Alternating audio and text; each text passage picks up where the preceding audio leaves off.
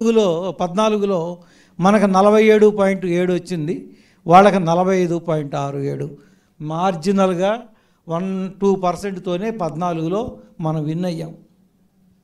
ఆ తర్వాత ఓట్లు చీలిక మూలాన మనకి 23 సీట్లకే వచ్చాం.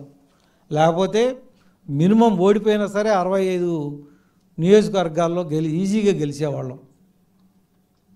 అందుకని మనం మీకు ఇప్పటికీ చెప్పదలుచుకుంది ఏంటంటే, రాష్ట్రంలో 147 నియోజకవర్గాల్లో తెలుగుదేశం, జనసేన, బీజేపీ 3 కలిపితే ఓట్లకి వైసీపీకి ఓట్లకి మధ్య 5% గ్యాప్ ఉంది, అంటే 2% గ్యాప్ ఉంది.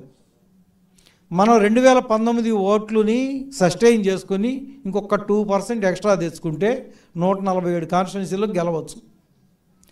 28 కాన్స్టిట్యున్సీలు, ముఖ్యంగా కర్నూలు అండ్ కడప, అక్కడ తెలుగుదేశము, బీజేపీ, జనసేన కలిసినా కూడా వైసీపీకి మనకు వాళ్ళకి మధ్య గ్యాపు 10 లక్షల ఓట్లు తేడా ఉంది.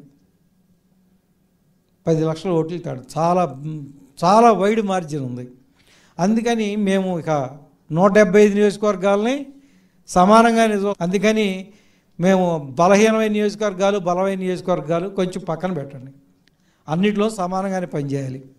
మేము తీసుకుంది ఏంటంటే క్రైటీరియా, అబోవ్ 35% వచ్చినటువంటి 2019లో అబోవ్ 35% వచ్చినటువంటి నియోజకవర్గాలను ఇప్పుడు కొన్ని తీసుకున్నాం. ఇంకా ఈ 30 కాన్స్టిట్యున్సీలు కాకుండా ఇంకా అందరం పనిచేస్తానంటే